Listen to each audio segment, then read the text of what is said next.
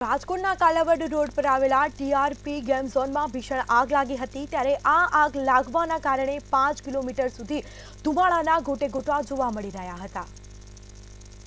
રાજકોટ શહેરના Kalavad road TRP game ઝોનમાં ભીષણ આગ લાગવાની ઘટના સામે આવી છે। ત્યારે આ ટીઆરપી ગેમ ઝોનમાં આગ લાગવાના કારણે દૂર દૂર સુધી ધુમાડાના ગોટેગોટા અને આગની જ્વાળાઓ જોવા મળી રહી હતી। આગ લાગવાની ઘટનાની જાણ ફાયર વિભાગને કરાતા ફાયર વિભાગ દ્વારા 3 જેટલા ફાયર ફાઇટરો મોકલવામાં આવ્યા હતા।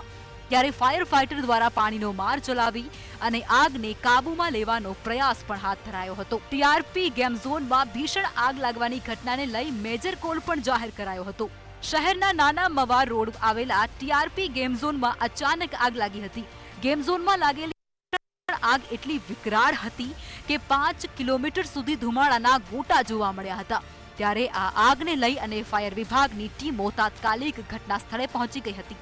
ત્યારે ઘટના સ્થળ પર પહોંચી અને ગેમ ઝોનમાંથી ઘણા બાળકોનો રેસ્ક્યુ કરી અને તેમને બહાર કાઢવાનો પ્રયત્ન પણ કરાયા હતા। આગની ઘટનાને લઈ ફાયર વિભાગ અને એમ્બ્યુલન્સ ઘટના સ્થળ પર પહોંચી હતી। ત્યારે ફાયર વિભાગ દ્વારા પાણીનો મારો ચલાવી આગ પર કાબુ મેળવ્યો હતો।